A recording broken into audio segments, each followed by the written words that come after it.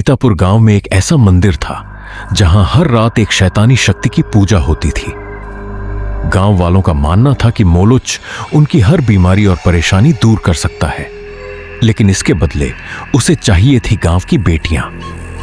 जब सरकारी अधिकारी आदित्य और मीनाक्षी इस गांव में पहुंचे तो उन्हें पता चला कि यहां 40 साल से ज्यादा उम्र की एक भी महिला नहीं है।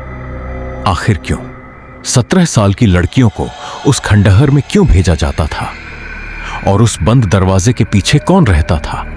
सच सामने आया तो पूरे गांव की रूह कांप उठी। तो सुनिए सीतापुर गांव की यह खौफनाक कहानी। अंत तक जरूर सुनिए। रात के ठीक 12 बज चुके थे।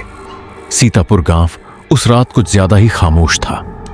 ऐसा सन्नाटा जिसमें दूर से आती किसी कुत्ते की आवाज भी दिल दहला दे। गांव के एक पुराने घर के अंदर अजीब सा मातम पसरा हुआ था। कमरे के बीचों बीच एक बूढ़ा आदमी खाट पर पड़ा बुरी तरह कांप रहा था। उसकी सांसें टूट रही थीं, चेहरा सफेद पड़ चुका था और आंखों में ऐसा डर था जैसे मौत को अपने सामने खड़ा देख रहा हो। बूढ़े ने कांपते हुए कहा, लता है, मेरा समय आ गया है, अब मैं नहीं बचूंगा। पास खड़ा रवि घबरा गया। नहीं पिताजी, आपको कुछ नहीं होगा। तभी उसकी मां ने बूढ़े के पास बैठकर धीमी आवाज में कहा, आप परेशान मत होइए जी, हमारी डिंपल आपको बचा लेगी। है ना डिंपल? कमरे के कोने में खड़ी डिंपल का चेहरा डर से उतर गया। मां, लेकिन मैं कैसे पिताजी को बचा सकती हूं? डिंपल की बात सुनकर उसकी मां ने कुछ पल तक उसे देखा। फिर उसकी नजर रवि से मिली। उस एक नजर में ऐसा राज छिपा था जिसे डिंपल अभी तक नहीं जानती थी। रवि धीरे धीरे डिंपल के पास आया। उसने उसका हाथ पकड़ा और बोला, आ डिंपल, मेरे साथ चल। लेकिन भैया, इतनी रात को कहां? रवि ने कोई जवाब नहीं दिया। वह डिंपल को लेकर घर से बाहर निकल गया। जैसे ही दोनों घर से बाहर आए, ठंडी हवा का एक तेज झोंका उनके शरीर से टकराया। हवा की डरावनी आवाज गांव की सारी गलियां खाली थीं। कुछ दूर जाने के बाद रवि डिंपल को गांव से बाहर ले आया। अब उनके सामने घना जंगल था। ऐसा जंगल जहां रात के समय कोई इंसान अकेले जाने की हिम्मत नहीं करता था। पेड़ों के बीच अंधेरा इतना गहरा था कि कुछ कदम आगे भी दिखाई नहीं दे रहा था। डिंपल ने डरते हुए रवि का हाथ कसकर पकड़ लिया। भैया, इस समय हम इस जंगल में आखिर कहां जा रहे हैं?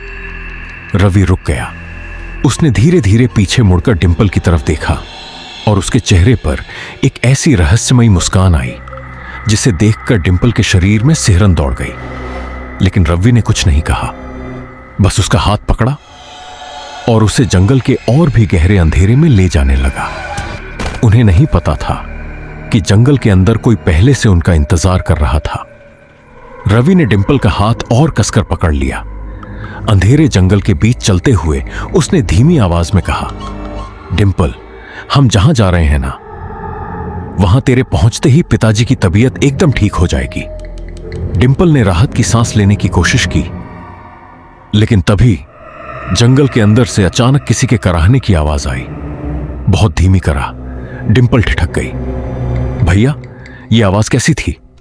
रवि बिना रुके बोला, पीछे मत देखना, बस मेरे साथ चल। कुछ देर बाद दोनों जंगल के उस हिस्से में पहुंचे जहां चारों तरफ अजीब सी खामोशी थी।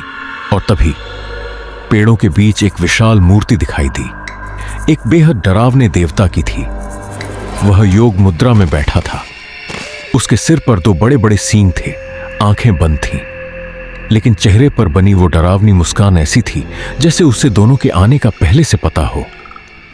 मूर्ति के ठीक पीछे लगभग 6 फीट ऊंची एक पुरानी दीवार थी। दीवार जगह जगह से टूटी हुई थी और उसके पीछे दिखाई दे रहा था एक विशाल खंडहर। खंडहर की टूटी खिड़कियों के अंदर घना अंधेरा था। डिंपल ने उसे देखते ही डरकर रवि का हाथ पकड़ लिया। हे भगवान, ये कितना भयानक है भैया। रवि ने तुरंत उसे घूर कर देखा। ऐसा नहीं बोलते। फिर उसने मूर्ति की तरफ देखते हुए कहा, ये हमारे मोलोच देवता हैं। डिंपल की आवाज कांपने लगी। मोलोच देवता? रवि ने सिर हिलाया। प्रणाम करो इन्हें। डिंपल डरते डरते मूर्ति के सामने हाथ जोड़कर खड़ी हो गई। रवि ने भी हाथ जोड़ ली। दोनों ने एक साथ कहा, प्रणाम मोलोच देवता। और तभी मूर्ति के चेहरे पर बनी मुस्कान अचानक और चौड़ी हो गई। डिंपल ने घबराकर ऊपर देखा। मूर्ति की बंद आंखों के बीच एक बेहद हल्की लाल रोशनी चमकने लगी। फिर दूसरी आंख में भी लाल चमक फैल गई। डिंपल की सांस रुक गई, क्योंकि जिस मूर्ति की आंखें वर्षों से बंद थीं, उसकी पलकें धीरे धीरे खुलने लगी। मूर्ति की आंखों में लाल चमक अचानक और तेज हो गई, और तभी डिंपल के ठीक पीछे खड़ी 6 फीट ऊंची दीवार में अचानक एक लंबा सा काला दरवाजा उभर आया। दीवार जैसे किसी जिंदा चीज की तरह हिलने लगी और दरवाजा धीरे धीरे अपने आप खुल गया। डिंपल डरकर पीछे हट गई। रवि ने उसकी तरफ देखते हुए कहा, चल डिंपल, अंदर चली जा। डिंपल ने कांपते हुए सिर हिला दिया। नहीं भैया, मुझे बहुत डर लग रहा है, मैं अंदर नहीं जा सकती। रवि उसके पास आया। डर क्यों रही है? मैं हूं ना यहां, तू अंदर जा, मैं बाहर ही खड़ा रहूंगा। डिंपल ने एक बार फिर उस अंधेरे दरवाजे के अंदर देखा। अंदर से बर्फ जैसी ठंडी हवा उसके चेहरे से टकराई। ठंडी हवा की आवाज, उसका दिल तेजी से धड़कने लगा। लेकिन रवि ने अचानक उसके कंधे पर हाथ रखा और उसे धीरे धीरे दरवाजे की तरफ धकेल दिया। जा। डिंपल मजबूरी में उस अंधेरे दरवाजे के अंदर चली गई। जैसे ही उसने अंदर कदम रखा, दरवाजे के उस पार का नजारा देखकर उसकी आंखें फटी की फटी रह गईं। सामने एक विशाल खंडहर खड़ा था। उसका पुराना दरवाजा आधा टूटा हुआ था और उसके अंदर इतना गहरा अंधेरा था कि कुछ भी दिखाई नहीं दे रहा था। डिंपल ने घबराकर पीछे मुड़कर रवि को देखा। भैया, आप भी अंदर आओ ना। लेकिन रवि वहां नहीं था। डिंपल ने हैरानी से पीछे देखा और उसी पल धड़ाम दीवार वापस पहले जैसी हो गई। दरवाजा पूरी तरह गायब हो चुका था।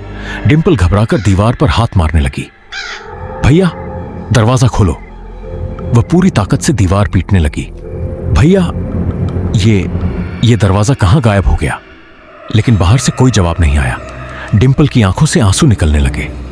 भैया प्लीज मुझे बाहर निकालो। उधर दीवार के दूसरी तरफ रवि बिल्कुल शांत खड़ा था। उसने मूर्ति की तरफ देखा। मूर्ति की लाल आंखें अब सीधे रवि को घूर रही थीं। रवि के चेहरे पर धीरे धीरे एक डरावनी मुस्कान फैल गई और फिर उसने बहुत धीमी आवाज में कहा, अब असली काम शुरू होगा। रवि बाहर मोलोच देवता की मूर्ति के सामने हाथ जोड़े खड़ा था। उसकी आंखें बंद थीं। चेहरे पर एक अजीब सी शांति थी।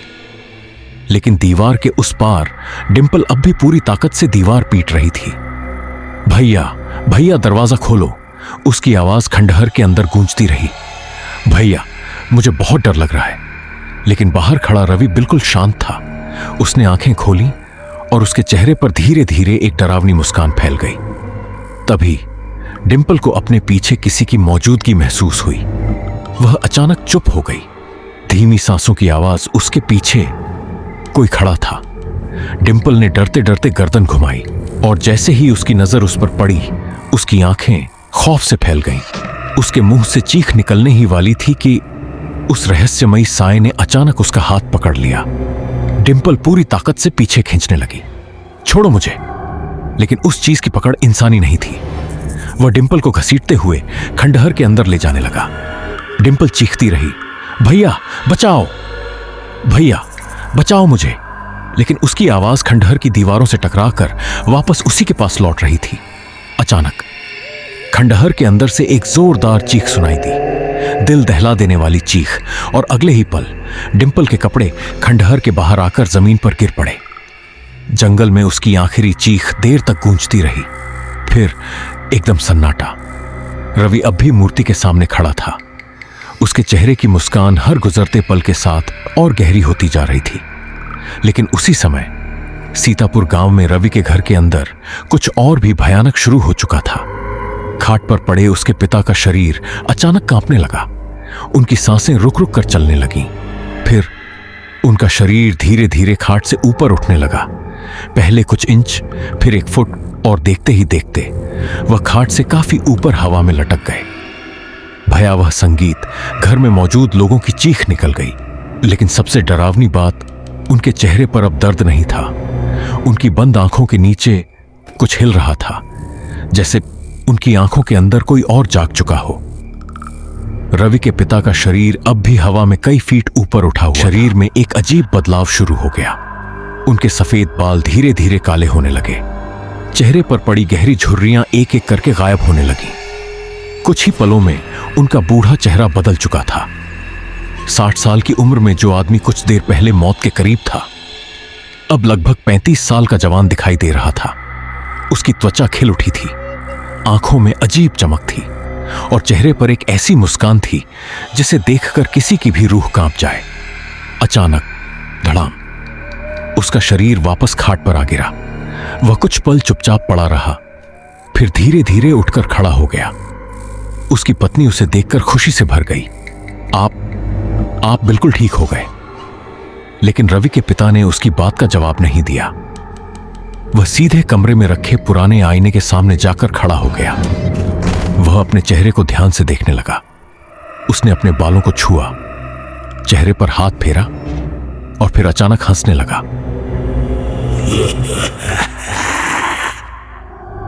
उसकी पत्नी मुस्कुराती रही, लेकिन उसे नहीं पता था कि उसके पति के शरीर में वापस आई जवानी के साथ कुछ और भी वापस आ चुका था। उधर सुबह होने से कुछ समय पहले जंगल में मोलोच देवता की मूर्ति के पीछे वाली दीवार अचानक फिर से कांपने लगी। पत्थरों के हिलने की आवाज, और देखते ही देखते दीवार के बीचों बीच वही काला दरवाजा दोबारा बन गया। दरवाजा धीरे धीरे खुला। दरवाजे की डरावनी चरमराहट और उसके अंदर से डिंपल बाहर निकली। लेकिन वह पहले जैसी डिंपल नहीं थी। उसके चेहरे पर कोई भाव नहीं था। आंखें खाली थीं, शरीर बिल्कुल शांत, जैसे उसके अंदर से उसकी सारी भावनाएं निकाल ली गई हों। रवि धीरे धीरे उसके पास गया। उसने डिंपल का हाथ पकड़ा। डिंपल ने कोई विरोध नहीं किया, न कुछ पूछा न कुछ कहा, बस एक खाली नजर से सामने देखती रही। रवि उसे लेकर चुपचाप जंगल से बाहर चल पड़ा और पीछे मोलोच देवता की मूर्ति की लाल आंखें अंधेरे में अब भी चमक रही थीं, जैसे ये सब सिर्फ शुरुआत हो। रवि डिंपल का हाथ पकड़े उसे लेकर जंगल से वापस अपने घर की तरफ चल पड़ा। पूरे रास्ते डिंपल बिल्कुल खामोश रही। न उसने कुछ पूछा न पीछे मुड़कर देखा, बस खाली आंखों से सामने देखती हुई रवि के साथ चलती रही। कुछ देर बाद दोनों घर पहुंच गए। जैसे ही डिंपल घर के अंदर पहुंची, सामने उसका जवान हो चुका पिता खड़ा था। डिंपल को देखते ही वह तेजी से आगे बढ़ा और उसे कसकर गले लगा लिया। लेकिन डिंपल बिल्कुल शांत रही। उसकी आंखों में न खुशी थी न कोई भाव। उधर घर से बहुत दूर उसी सुनसान जंगल में मोलोच देवता की मूर्ति अब भी खड़ी थी। उसके पीछे मौजूद खंडहर से अचानक किसी के हंसने की आवाज आने लगी। फिर एक दर्दनाक कराह सुनाई दी, कराहने की आवाज, और उसके बाद फिर वही भयानक हंसी, डरावनी हंसी। मोलोच देवता की आंखें अचानक लाल रोशनी से चमक उठी। ऐसा लग रहा था जैसे खंडहर के अंदर कोई अगली बलि का इंतजार कर रहा हो। कई दिनों बाद कहानी अब सीतापुर गांव से बहुत दूर एक सरकारी दफ्तर में पहुंच चुकी थी। मीनाक्षी और आदित्य सरकारी विभाग में काम करते थे। इन दिनों दोनों को जनगणना से जुड़ा एक काम मिला हुआ था। दफ्तर में बाकी कर्मचारी अपना अपना काम कर रहे थे, लेकिन मीनाक्षी पिछले लगभग 1 घंटे से एक ही फाइल हाथ में लिए बैठी थी। वह बार बार उसी कागज को देख रही थी। उसके चेहरे पर चिंता साफ दिखाई दे रही थी। आदित्य ने आखिरकार परेशान होकर पूछा, अरे मीनाक्षी, क्या हुआ? पिछले 1 घंटे से तुम उसी फाइल को देखे जा रही हो। मीनाक्षी ने धीरे धीरे फाइल से नजर उठाई। उसके चेहरे पर डर साफ दिखाई दे रहा था। उसने कांपती आवाज में कहा, आदित्य, इस फाइल में मुझे कुछ ऐसा दिख रहा है। वह कुछ पल के लिए रुक गई। फिर उसने फाइल को आदित्य की तरफ बढ़ाते हुए कहा, जो बिल्कुल भी सामान्य नहीं है। आदित्य ने हैरानी से फाइल अपने हाथ में ली और जैसे ही उसने उसमें लिखी जानकारी पढ़ी, उसके चेहरे का रंग भी उड़ गया, क्योंकि उस फाइल में दर्ज एक गांव का नाम सीतापुर था। आदित्य ने फाइल को ध्यान से देखा और हैरानी से पूछा, ऐसा क्या अजीब है? मीनाक्षी ने तुरंत फाइल का एक पन्ना उसकी तरफ कर दिया। ये देखो, उसने उंगली से कागज पर लिखी जानकारी दिखाते हुए कहा, इस गांव में कुल मिलाकर करीब 3000 लोग हैं। पुरुषों की लिस्ट में बच्चे हैं, जवान हैं, बूढ़े हैं, हर उम्र के लोग हैं। आदित्य ध्यान से सुन रहा था। मीनाक्षी की आवाज अचानक धीमी हो गई। लेकिन महिलाओं की लिस्ट देखो। आदित्य ने पन्ने पर नजर दौड़ाई। मीनाक्षी बोली, इस गांव की एक भी महिला 39 साल से ज्यादा उम्र की नहीं है। आदित्य कुछ सेकंड तक चुप रहा। फिर उसने हैरानी से पूछा, मतलब इस गांव में 40 साल की एक भी महिला नहीं है? मीनाक्षी ने धीरे से सिर हिलाया। यही तो बात है। उसके चेहरे पर डर दिखाई देने लगा। ऐसा कैसे पॉसिबल है? आदित्य ने फाइल के पन्ने पलटते हुए कहा, ओह माय गॉड। फिर वह कुर्सी से थोड़ा पीछे हट गया। मतलब इस पूरे गांव में एक भी महिला बूढ़ी नहीं है? मीनाक्षी ने धीमी आवाज में कहा, हां। दोनों कुछ देर तक एक दूसरे को देखते रहे। उनके पास इसका कोई जवाब नहीं था। एक गांव, 3000 लोग, पुरुषों में हर उम्र के लोग, लेकिन महिलाओं की उम्र जैसे 40 साल पर जाकर रुक जाती हो। आदित्य ने फाइल बंद कर दी। हमें इस गांव के बारे में पता करना होगा। मीनाक्षी ने उसकी तरफ देखा। लेकिन अगर इसके पीछे कोई ऐसी वजह हुई जिसके बारे में हमें जानना ही नहीं चाहिए? आदित्य कुछ बोलता उससे पहले ही उसी समय सीतापुर गांव में खुल चुका था। गांव के बीचों बीच मोलोच देवता की उसी डरावनी मूर्ति के सामने गांव के लगभग सभी लोग जमा थे और सबसे आगे खड़ा था गांव का मुखिया। सैकड़ों आंखें उस मूर्ति की तरफ टिकी हुई थीं। कोई बोल नहीं रहा था, कोई हिल नहीं रहा था। बस मूर्ति की लाल आंखें अंधेरे में लगातार चमक रही थीं। और तभी मुखिया ने अपना सिर झुकाया, जैसे किसी बहुत बड़े रहस्य की रस्म शुरू होने वाली हो। मोलोच देवता की मूर्ति के सामने पूरा गांव हाथ जोड़े खड़ा था। सबसे आगे मुखिया था। उसने दोनों हाथ ऊपर उठाए और जोर से चिल्लाया, मोलोच देवता की जय हो। पीछे खड़ी भीड़ ने एक साथ आवाज मिलाई, जय हो। मुखिया फिर बोला, हम हमेशा आपकी उपासना करते रहेंगे। आप ही हैं जो प्रार्थना के लायक हैं। भीड़ की आवाज और तेज हो गई, मोलोच देवता की जय। मुखिया की आंखें मूर्ति पर टिकी थीं। आप जो चाहे कर सकते हैं। जीवन हो या मृत्यु, अच्छा हो या बुरा, सब कुछ आपके ही नियंत्रण में है। पूरा गांव एक साथ चिल्लाने लगा, मोलोच देवता की जय हो, जय हो, मोलोच देवता की जय हो। जैसे जैसे उनकी आवाजें तेज होती गईं, वैसे वैसे मूर्ति की आंखों में लाल चमक भी बढ़ती गई। अचानक मूर्ति की आंखों से निकलती लाल रोशनी इतनी तेज हो गई कि कुछ पल के लिए आसपास का पूरा अंधेरा लाल दिखाई देने लगा। फिर सब कुछ शांत हो गया। अगली सुबह सीतापुर गांव में एक सरकारी गाड़ी आकर रुकी। गाड़ी से मीनाक्षी और आदित्य बाहर निकले। दोनों के हाथों में सरकारी फाइलें थीं, लेकिन जैसे ही उन्होंने गांव में कदम रखा, मुखिया और उसके साथ खड़े कुछ लोगों की नजरें तुरंत उन दोनों पर टिक गईं। उनकी आंखों में स्वागत नहीं, बल्कि अजीब सी बेचैनी थी। कुछ लोग आपस में धीमी आवाज में बातें करने लगे। मुखिया ने आदित्य और मीनाक्षी को ऊपर से नीचे तक देखा। फिर उसने पूछा, अरे ये लोग कौन हैं?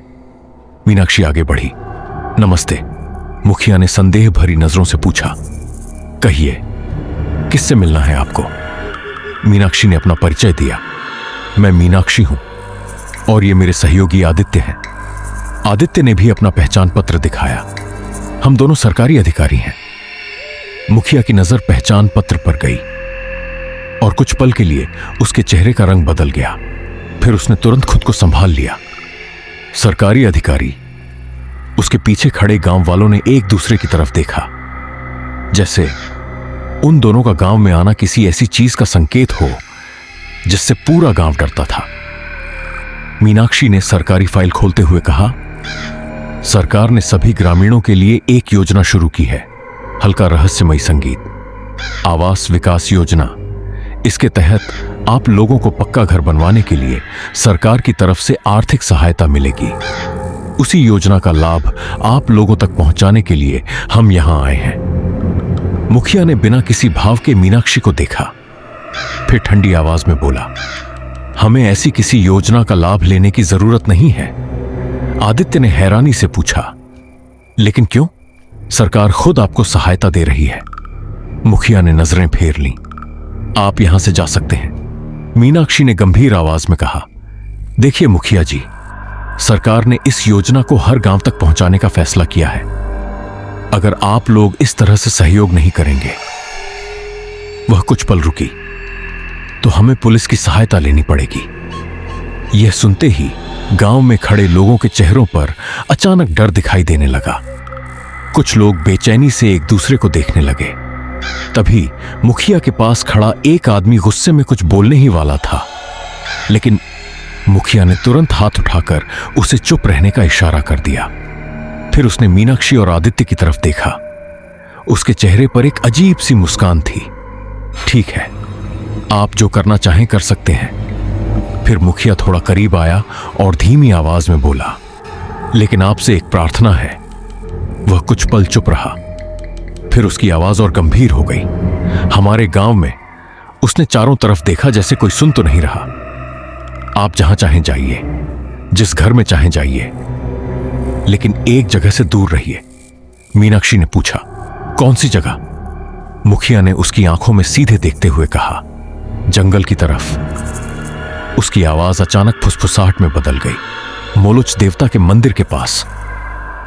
आदित्य और मीनाक्षी ने एक दूसरे की तरफ देखा। मुखिया ने आखिरी बात कही, वहां जाने की कोशिश मत कीजिएगा। और यह कहते ही उसने नजरें झुका लीं, जैसे उस जगह का नाम लेना भी उसके लिए किसी अनदेखे डर को बुलाना हो। मुखिया ने मीनाक्षी और आदित्य की तरफ देखते हुए धीमी आवाज में कहा, हमारे गांव के रीति रिवाज और धार्मिक रस्में बाकी जगहों से बहुत अलग हैं। उसकी आवाज में अजीब सी गंभीरता थी। आप उनमें हस्तक्षेप ना करें तो आपके लिए भी अच्छा होगा। मीनाक्षी ने कुछ पल मुखिया को देखा, फिर उसने आदित्य की तरफ नजर घुमाई। आदित्य ने भी बिना कुछ बोले हल्का सा सिर हिला दिया। दोनों ने बात को वहीं खत्म करना बेहतर समझा। इसके बाद वे गांव में बने एक पुराने डाकघर की तरफ चले गए। फिलहाल उनके रहने का इंतजाम वहीं किया गया था। पुरानी दीवारें, टूटी हुई खिड़कियां और पूरे कमरे में फैली अजीब सी सीलन की गंध। रात को वहां पहुंचने के बाद आदित्य ने धीरे से कहा, ऐसा लगता है यहां के लोग बहुत टेढ़े दिमाग के हैं, है ना? मीनाक्षी ने खिड़की से बाहर अंधेरे गांव की तरफ देखते हुए जवाब दिया, हां, बहुत ज्यादा। फिर उसने धीमी आवाज में कहा, तभी तो हमें यहां भेजा गया है। अगली सुबह से ही दोनों अपने सरकारी काम में लग गए। जनगणना का काम शुरू हो चुका था। वे घर घर जाकर लोगों के नाम, उम्र, परिवार के सदस्यों की संख्या और आपसी रिश्तों का पूरा ब्यौरा लिखने लगे। एक घर के दरवाजे पर आदित्य ने दस्तक दी। अंदर से एक महिला ने दरवाजा खोला। मीनाक्षी ने मुस्कुराकर पूछा, नमस्ते, आपका नाम क्या है? महिला ने कुछ पल दोनों को देखा, फिर धीमी आवाज में अपना नाम बताया। आदित्य ने फॉर्म पर लिखना शुरू किया। और इस घर में कितने लोग रहते हैं? महिला ने पीछे मुड़कर घर के अंदर देखा। उसके चेहरे पर अचानक अजीब सा डर दिखाई दिया। फिर उसने धीरे से कहा, हम कुल 4 लोग हैं। आदित्य ने पूछा, उम्र? महिला ने जवाब देना शुरू किया, लेकिन जैसे ही उसने घर के बाकी लोगों की उम्र बताई, मीनाक्षी की नजर फॉर्म पर रुक गई। वह चुपचाप उन आंकड़ों को देखने लगी। उसे फिर वही बात दिखाई दे रही थी। इस गांव में महिलाएं 40 साल की उम्र तक पहुंचती ही क्यों नहीं थीं? और अब मीनाक्षी को यकीन होने लगा था कि यह सिर्फ संयोग नहीं था। आदित्य ने फॉर्म पर नजर डालते हुए पूछा, इस घर में कितने लोग रहते हैं? सामने खड़ी महिला ने जवाब दिया, जी, मैं हूं निर्मला। उसने अपने पास खड़े लड़के की तरफ इशारा किया, यह मेरा बेटा राकेश है। मीनाक्षी ने फॉर्म संभालते हुए पूछा, निर्मला जी, आपकी और आपके बेटे की उम्र कितनी है? निर्मला ने बिल्कुल सामान्य आवाज में कहा, मेरी उम्र 35 साल है और राकेश की 19 साल। आदित्य लिखने लगा। तभी उसकी नजर कमरे के पीछे बैठी एक महिला पर पड़ी। और वो जो पीछे बैठी हैं, उनकी उम्र कितनी है? राकेश ने तुरंत जवाब दिया, वो मेरी बीवी है, वसुंधरा। आदित्य ने पूछा, और उनकी उम्र? राकेश ने बिना झिझक कहा, 39 साल। मीनाक्षी ने तुरंत आदित्य की तरफ देखा। दोनों के बीच कुछ सेकंड तक खामोशी रही। फिर मीनाक्षी ने धीरे से कहा, आपकी मां की उम्र 35 साल। उसने वसुंधरा की तरफ देखा। और आपकी पत्नी की उम्र 39 साल। राकेश का चेहरा अचानक सख्त हो गया। उसने दोनों सरकारी अधिकारियों को घूरते हुए कहा, देखिए, यह हमारा आपसी मामला है। उसकी आवाज में गुस्सा साफ था। आपको जो जानकारी चाहिए थी मिल गई। अब आप यहां से जा सकते हैं। मीनाक्षी कुछ और पूछना चाहती थी, लेकिन उससे पहले ही राकेश ने दरवाजा पकड़ लिया। उसने दोनों के मुंह पर ही दरवाजा बंद कर दिया। बाहर खड़े मीनाक्षी और आदित्य कुछ पल तक उस बंद दरवाजे को देखते रहे। फिर दोनों बिना कुछ बोले वहां से वापस लौट गए। कुछ देर बाद दोनों पुराने डाकघर में पहुंच चुके थे। मीनाक्षी ने सारे फॉर्म टेबल पर फैला दिए। उसका चेहरा गंभीर था। आदित्य ने पूछा, क्या सोच रही हो? मीनाक्षी ने धीरे से जवाब दिया, मैंने पूरे गांव का डेटा देखा है। उसने एक कागज उठाया। पूरे गांव में सिर्फ 5 ऐसी महिलाएं हैं जिनकी उम्र 39 साल है। आदित्य ने चौंक कर पूछा, सिर्फ 5? मीनाक्षी ने सिर हिलाया। हां। फिर उसने बाकी आंकड़ों की तरफ इशारा किया, और इनमें से एक भी महिला 40 साल की नहीं है। कमरे में अचानक खामोशी छा गई। आदित्य ने धीमी आवाज में कहा, मतलब जो महिलाएं 39 की हैं। मीनाक्षी ने उसकी बात पूरी की। वो 40 की होने से पहले वह कुछ पल रुकी, गायब हो जाती हैं। दोनों एक दूसरे को देखने लगे, और पहली बार उन्हें लगा कि सीतापुर गांव का रहस्य सिर्फ अजीब नहीं था, बल्कि बेहद खतरनाक था। मीनाक्षी ने सामने रखे कागजों को घूरते हुए कहा, पूरे गांव में जिन महिलाओं की उम्र 39 साल है, उनकी संख्या सिर्फ 5 है। आदित्य ने हैरानी से पूछा, लेकिन एक बात मेरी समझ में नहीं आ रही। उसने फाइल में दर्ज जानकारी की तरफ इशारा किया। बहू की उम्र 39 साल और सास की उम्र 35 साल।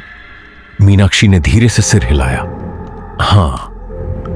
फिर वह खिड़की से बाहर देखने लगी। मुझे भी कुछ समझ नहीं आ रहा। पता नहीं इस गांव में आखिर चल क्या रहा है। दोनों काफी देर तक उन आंकड़ों को देखते रहे, लेकिन उन्हें कोई जवाब नहीं मिला। रात काफी हो चुकी थी। मीनाक्षी और आदित्य डाकघर में सोने की तैयारी कर रहे थे। तभी बाहर से अचानक एक अजीब आवाज सुनाई दी। दूर से आती आवाज, पूजा का समय हो गया है। कुछ सेकंड की खामोशी के बाद वही आवाज फिर सुनाई दी, सभी तैयार हो जाओ। मीनाक्षी और आदित्य एक दूसरे को देखने लगे। आदित्य ने फुसफुसाकर पूछा, यह क्या हो रहा है? दोनों तुरंत खिड़की के पास पहुंचे। जैसे ही उन्होंने बाहर देखा, उनके होश उड़ गए। गांव के लगभग सभी लोग अपने अपने घरों से निकल चुके थे। सैकड़ों लोग बिना कोई शोर किए एक ही दिशा में जा रहे थे। सबसे आगे एक आदमी चल रहा था। उसके हाथ में एक बड़ी काली बकरी थी।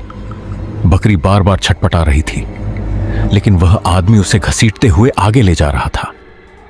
उसके पीछे गांव का मुखिया था, और उसके पीछे पूरा गांव। मीनाक्षी ने हैरानी से कहा, अरे, ये सभी इतनी रात में कहां जा रहे हैं? आदित्य ने खिड़की से बाहर देखते हुए कहा, पता लगाना पड़ेगा। दोनों ने जल्दी से अपना सामान रखा और डाकघर से बाहर निकल आए। लेकिन इस बार उन्होंने किसी को आवाज नहीं दी। वे चुपचाप गांव वालों से थोड़ी दूरी बनाकर उनका पीछा करने लगे। सभी लोग जंगल की तरफ बढ़ रहे थे। जैसे जैसे वे जंगल के अंदर जाते गए, चारों तरफ अंधेरा और गहरा होता गया। काली बकरी की घबराई हुई आवाज, पेड़ों से टकराती हवा और सैकड़ों लोगों के एक साथ चलते कदमों की आवाज माहौल को और भी डरावना बना रही थी। मीनाक्षी ने आदित्य का हाथ पकड़ लिया। आदित्य, मुझे कुछ बहुत गलत होने का एहसास हो रहा है। आदित्य ने धीरे से कहा, बस चुप रहो और देखते रहो। कुछ ही देर बाद जंगल के बीच से एक लाल रोशनी दिखाई देने लगी। दोनों ने पेड़ों के पीछे से झांक कर देखा। सामने वही मोलोच देवता की विशाल मूर्ति खड़ी थी, और उसकी लाल आंखें अंधेरे में पहले से कहीं ज्यादा तेज चमक रही थीं। गांव वालों का पीछा करते करते मीनाक्षी और आदित्य आखिरकार उसी खंडहर के पास पहुंच गए। सामने वही विशाल और डरावनी मूर्ति खड़ी थी। मोलोच देवता की। चारों तरफ सन्नाटा था, लेकिन मूर्ति के सामने पहुंचते ही मुखिया ने दोनों हाथ जोड़कर जोर से कहा, मोलोच देवता की जय हो। पूरा गांव एक साथ बोल उठा, जय हो। और तभी मूर्ति की बंद आंखों में अचानक लाल रोशनी चमक उठी, पहले हल्की, फिर इतनी तेज कि आसपास खड़े लोगों के चेहरे तक लाल दिखाई देने लगे। मीनाक्षी ने डरते हुए फुसफुसाया, अरे ये क्या? उसकी नजर मूर्ति की आंखों पर टिक गई। इस मूर्ति की आंखें ऐसे कैसे चमक रही हैं? आदित्य ने उसे चुप रहने का इशारा किया। तभी गांव का एक आदमी आगे बढ़ा। उसने अपने साथ लाई हुई काली बकरी को मूर्ति के सामने छोड़ दिया। बकरी घबराकर पीछे हटने लगी, लेकिन वह आदमी हाथ जोड़कर बोला, भोजन ग्रहण करें मोलोच देवता। कुछ सेकंड तक कुछ नहीं हुआ, फिर मूर्ति के पीछे बनी 6 फीट ऊंची दीवार अचानक कांपने लगी। पत्थरों के हिलने की आवाज। दीवार के बीचों बीच धीरे धीरे एक काला दरवाजा बनने लगा। मीनाक्षी की आंखें डर से फैल गईं। आदित्य! दरवाजा अपने आप खुल गया। दरवाजे की भयानक चरमराहट, अंदर सिर्फ घना अंधेरा था, और फिर उस अंधेरे के भीतर से एक बेहद लंबा, काला और इंसान जैसा दिखने वाला हाथ बाहर निकला। हाथ ने बकरी को पकड़ लिया। बकरी बुरी तरह छटपटाने लगी। बकरी की डरावनी चीख, लेकिन वह हाथ उसे घसीटता हुआ उसी अंधेरे दरवाजे के अंदर ले गया। कुछ ही सेकंड में बकरी पूरी तरह गायब हो गई। दरवाजा बंद हुआ और अगले ही पल दीवार फिर से पहले जैसी हो गई। मीनाक्षी और आदित्य के चेहरे का रंग उड़ चुका था। दोनों ने अपनी आंखों से जो देखा था उसे समझना उनके लिए नामुमकिन था, लेकिन गांव वालों के चेहरों पर जरा भी डर नहीं था। वे हाथ जोड़कर एक साथ जाप करने लगे, मोलोच देवता की जय, मोलोच देवता की जय। धीरे धीरे सभी गांव वाले वहां से वापस जाने लगे। कुछ ही देर में पूरा जंगल फिर सुनसान हो गया, लेकिन मीनाक्षी और आदित्य अब भी पेड़ के पीछे छिपे खड़े थे।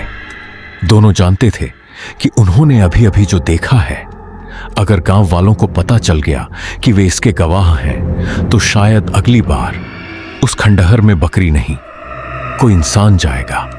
मीनाक्षी और आदित्य पेड़ के पीछे खड़े रह गए। दोनों की आंखों के सामने अभी अभी वही भयानक दृश्य हुआ था। आदित्य ने कांपती आवाज में कहा, वो बकरी, उसे अंदर किसने खींचा? मीनाक्षी के पास कोई जवाब नहीं था।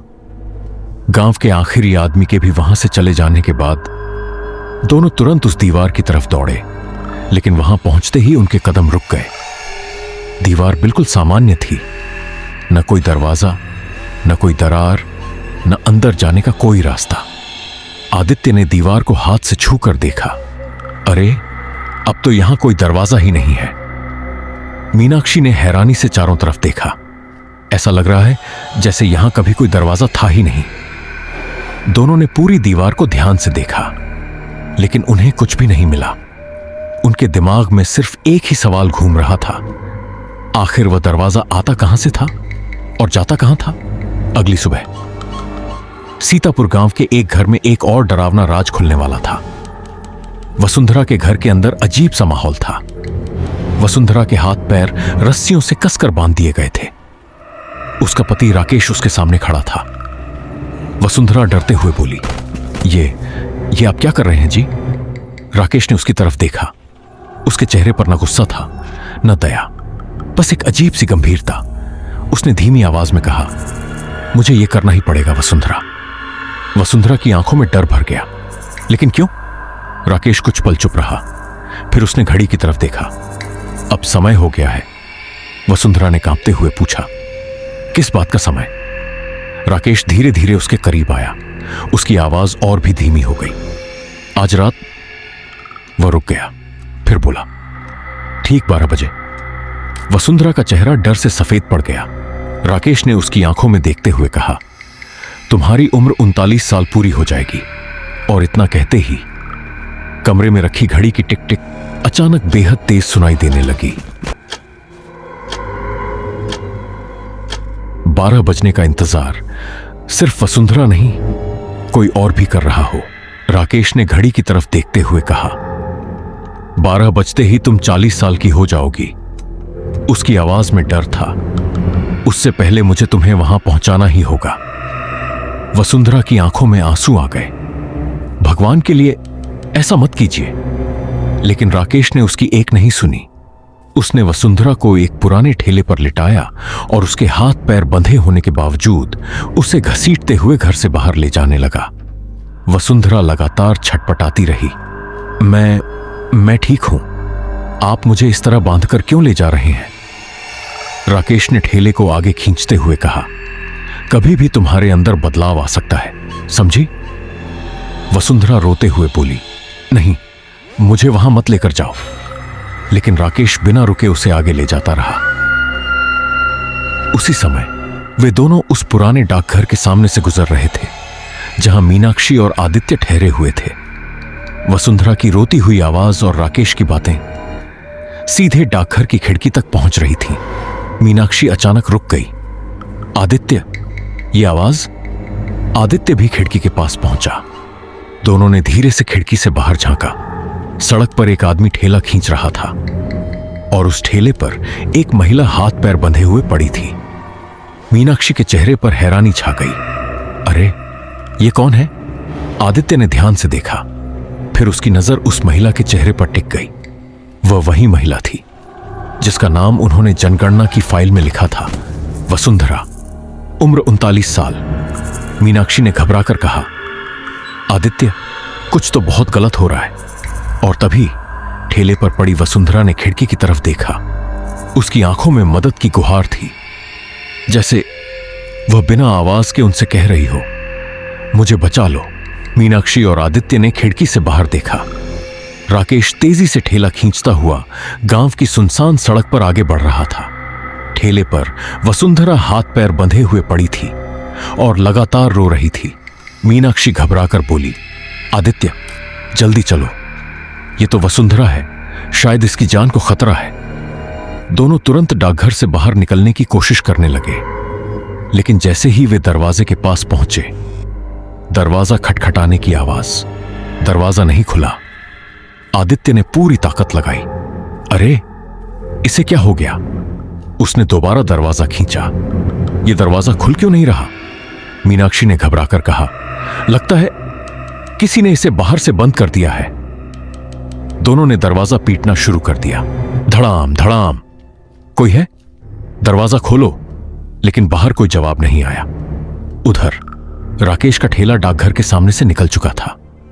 वसुंधरा ने पीछे मुड़कर डाकघर की तरफ देखा। उसकी आंखों से आंसू बह रहे थे। राकेश, मुझे छोड़ दो। लेकिन राकेश चुपचाप ठेला खींचता रहा। अचानक वसुंधरा का पूरा शरीर बुरी तरह अकड़ने लगा। उसकी उंगलियां मुड़ गईं, गर्दन एक तरफ झुक गई और उसकी सांसें तेजी से चलने लगीं। वह दर्द से चीखने लगी। राकेश अचानक रुक गया। उसने डरकर वसुंधरा की तरफ देखा। उसका चेहरा देखकर राकेश की आंखों में भी भय उतर आया। नहीं, वसुंधरा अब लगातार चीख रही थी। उसका शरीर ऐसे कांप रहा था जैसे उसके अंदर कोई दूसरी ताकत जाग रही हो। राकेश घबरा गया। उसने ठेले की पकड़ और मजबूत की और फिर वह उसे पहले से भी ज्यादा तेजी से खींचते हुए जंगल की तरफ भागने लगा। वसुंधरा चीखती रही, मुझे छोड़ दो। लेकिन राकेश जानता था, अगर वह 12 बजे से पहले उसे वहां नहीं पहुंचा पाया तो शायद बहुत देर हो जाएगी। राकेश डर के मारे ठेला खींचते हुए जंगल की तरफ भाग रहा था। लेकिन अचानक ठेले पर पड़ी वसुंधरा बिल्कुल शांत हो गई। कुछ सेकंड तक कोई आवाज नहीं आई। फिर उसकी आंखें धीरे धीरे खुली और उसकी आंखों का रंग पूरी तरह लाल हो चुका था। राकेश ने पीछे मुड़कर देखा। उसकी सांस अटक गई। वसुंधरा अब उसे इंसान जैसी नहीं लग रही थी। उसने अपने बंधे हुए हाथों को धीरे धीरे हिलाया और अगले ही पल रस्सियां अपने आप टूट गईं। राकेश के हाथ से ठेले की पकड़ छूट गई। वसुंधरा धीरे धीरे उठकर बैठ गई। उसके चेहरे पर एक भयानक मुस्कान थी। फिर अचानक डरावनी हंसी। हाँ, राकेश पीछे हटने लगा। नहीं, तुम। लेकिन इससे पहले कि वह कुछ कर पाता, वसुंधरा ने उस पर झपट्टा मार दिया।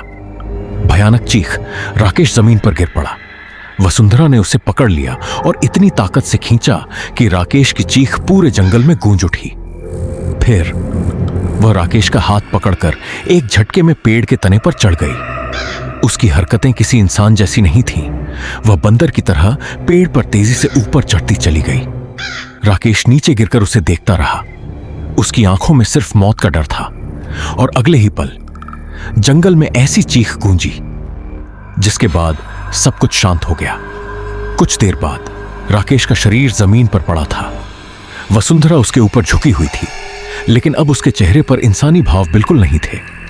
वह किसी जंगली प्राणी की तरह उसके शरीर पर झपटी हुई थी। कुछ देर बाद जंगल फिर शांत हो गया। वसुंधरा उठी। उसकी लाल आंखें अंधेरे में चमक रही थीं। फिर वह बिना पीछे देखे सीधे उसी खंडहर की तरफ दौड़ पड़ी। मोलोच देवता की मूर्ति के पास पहुंचते ही वह अचानक रुक गई।